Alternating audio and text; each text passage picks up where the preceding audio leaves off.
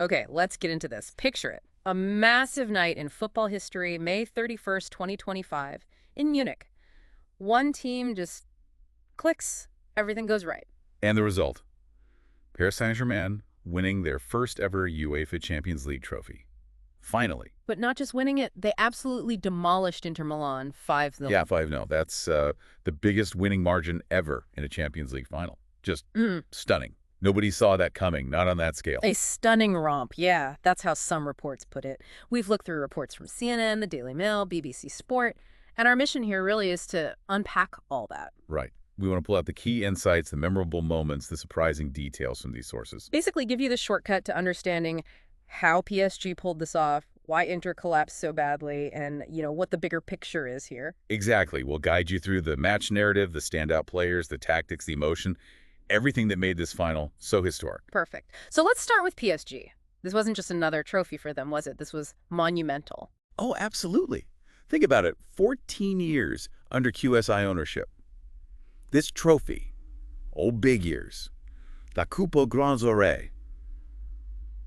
It's been the obsession, the holy grail. They came close in 2020, lost that final. Right. So to finally lift it, it's huge for the club, for the fans, for everyone involved. And it capped off an amazing season, didn't it? The European treble. Yep. Champions League, League One, Coupe de France. Doesn't get much better than that. Yeah. A real season for the ages. And the way they won the final, the goals just kept coming. Should we walk through those? They really tell the tale. Yeah, let's do that. The first one came pretty early, only 12 minutes in. How did that one go down? Well, it was Achraf Hakimi scoring against his old club, Inter. That always adds a bit of spice, doesn't it? Always. Vitinha played it to Desiree Doué. Remember that name? Who showed amazing composure for a 19-year-old.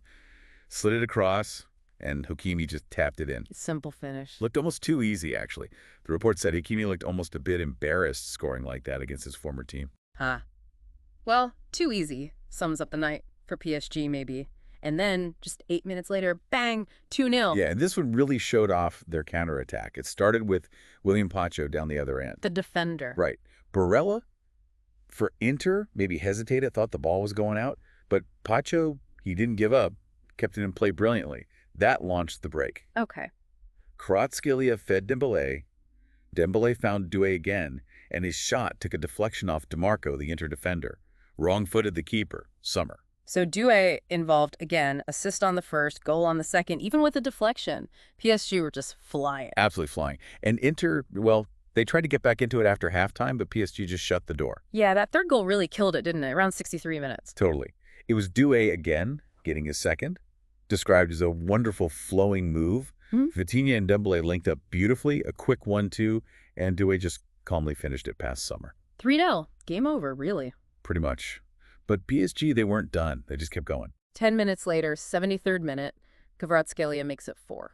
Yep. And Dembélé involved again, another great pass. A through ball finding Kvaratskhelia in space, Inter's defense was really starting to look ragged by then. And Kvaratskhelia finished it. Beat Sommer at the near post. Just clinical exploitation of the space opening up. And then the final nail, the record breaker.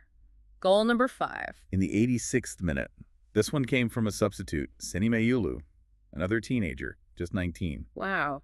The youth contribution was massive. It really was.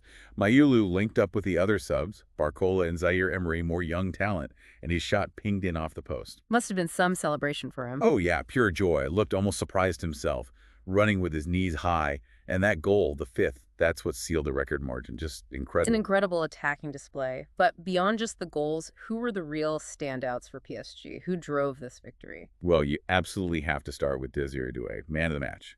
2 goals and an assist in a Champions League final. At 19, almost 20, right? Just before his birthday. Exactly. He became the youngest player ever to score 2 or more in the final. Broke a record held by Eusebio since 1962. That's legendary stuff. Reports called his performance breathtaking, balletic, special. And his name, Doué, apparently means gifted in French. How fitting is that? Unbelievable story. Especially since he wasn't even, a guaranteed starter for Rennes last season. Talk about stepping up. Truly gifted. Who else? Kvaratskhelia obviously had a huge impact. Massive. Feet like quicksilver, one report said. A nightmare to defend. Score the 4th. Assisted the 2nd. And his season. Won Serie A last year, joins PSG, wins the league, the cup, and the Champions League. What a run. And it wasn't just the attacking flair. Pundits like Hitzelsberger really praised his work rate, said he was tracking back all the time, even when they were 4-0 up, running back into his own box. That speaks volumes about the team ethic, doesn't it? It really does. And that ethic was clear in midfield, too. Ah, the midfield magicians, Vitinha, João Neves, Fabian Ruiz. They just completely ran the show, dominated that area. The stats back it up, too. Like what? Well, Vitinha apparently completed the most passes under high-intensity pressure in the whole competition this season, and the second most passes overall since, like, 2003-04. Wow. And João Neves, he was everywhere. Applied the most high-intensity pressures, made key tackles. They just kept it simple, played smart, very mature performance from all three. Can't forget the defense either. Pacho Gonmalem, finish. Yeah, solid at the back, mopped up anything, according to one source. And like we said, his play started the counter for that crucial second goal. Huge moment. And Dembele, 2 assists, great movement. Crucial. His ability to unlock defenses was vital. And then there's the captain. Marquinhos. The only one left from the 2020 final loss. 12 years at the club. Imagine the emotion for him finally lifting that trophy after all that time, all those near misses. A really powerful moment. Definitely. And all these performances, this whole approach, it points to Luis Enrique, the manager, doesn't it? A real strategic shift. Absolutely. Yeah. The reports all talk about moving away from the superstar bling-bling era, Messi, Neymar, Mbappe. Right. Different feel now. Completely. Enrique's built a team, younger players, hungrier players, everyone buying into the system, the collective. Less ego, more ethic. That fan banner captured it, didn't it? Ensemble nous sommes invincible. Together we are invincible. Perfect summary. Enrique is known for his tactical drilling, making sure every layer of the lineup knows their job, defense, and attack. It really showed. And for Enrique personally, there was that really powerful emotional layer, too. Yeah, that was incredibly moving. The fans unveiling the tifo, the banner, showing him with his late daughter, Xana.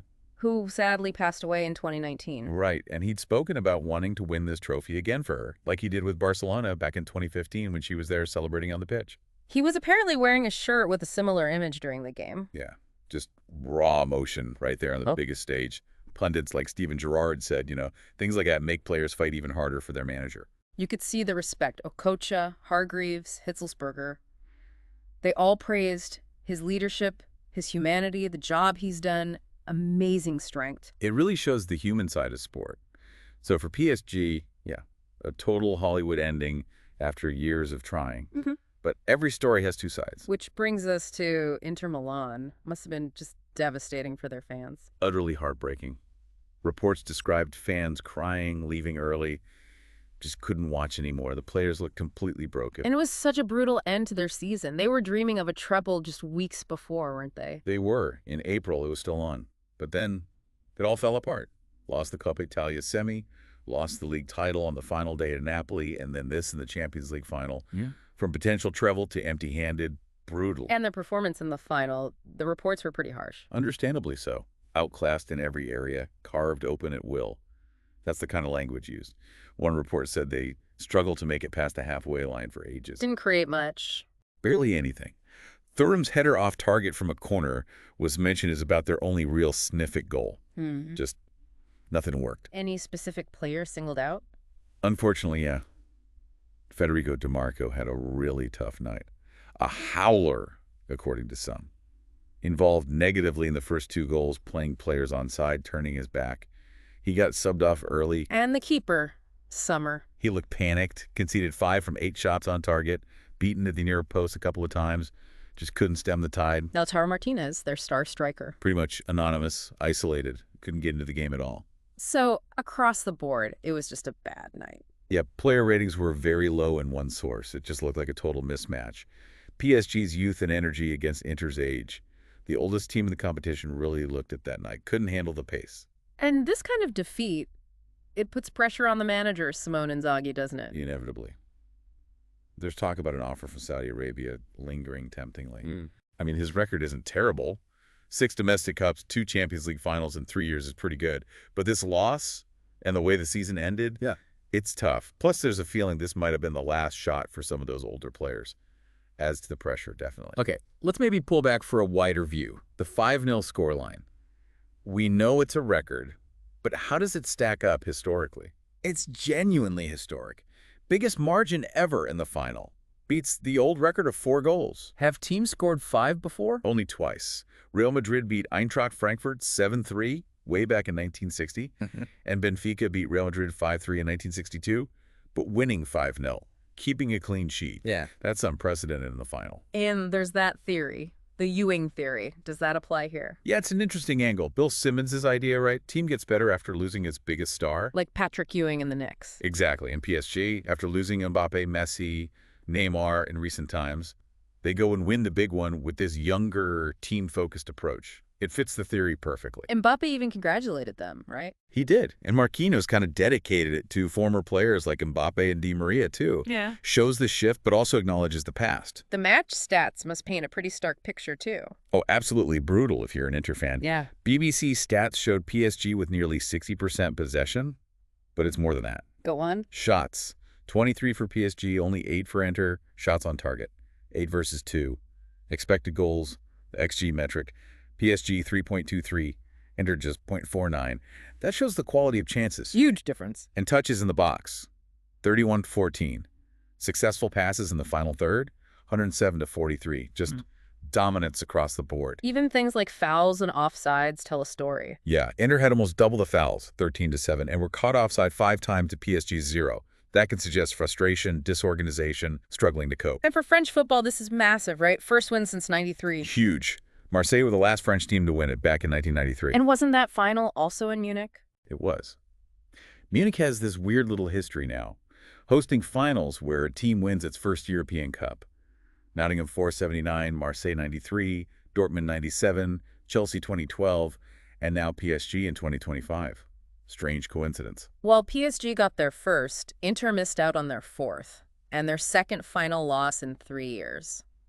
Ouch. Yeah, tough pill to swallow after losing to City in 23 as well. The celebrations must have been something else, in Munich and Paris. Absolutely wild. Inside the stadium, thousands of PSG fans just poured onto the pitch. Security couldn't hold them back. Everyone wanted to get near the trophy, doing the Poznan, singing, crying, pure elation. And back home. Massive crowds. Tens of thousands watched at the Parc des Princes, apparently.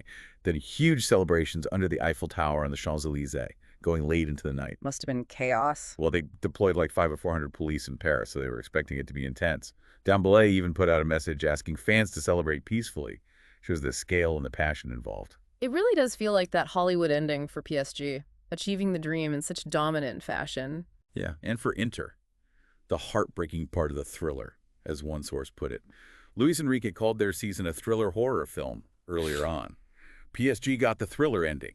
Inter got the horror. Okay, so wrapping this all up, if you're listening, what are the main things to take away from this deep dive? I think the big ones are clear. PSG's historic win wasn't just about money. It was about building a team with young talent, driven by Luis Enrique's strategy. And that contrasts sharply with Inter's collapse, which really exposed their weaknesses and ended their season on such a low. And for you, the listener, why track this? Well, it's a great case study, isn't it? Team over stars, the impact of coaching, how quickly things can change in sport. Exactly. This deep dive gives you the story behind the scoreline, the key moments, the players, the tactics, the emotion, all drawn from the reporting. So the final thought to leave you with, PSG finally did it, and they do it after Mbappe left, focusing on youth. Is this the start of a dominant PSG era in Europe, or was this a perfect storm? And will we see other challengers, maybe even a rebuilt Inter, rise up quickly? What's the most striking thing you take away from this incredible final?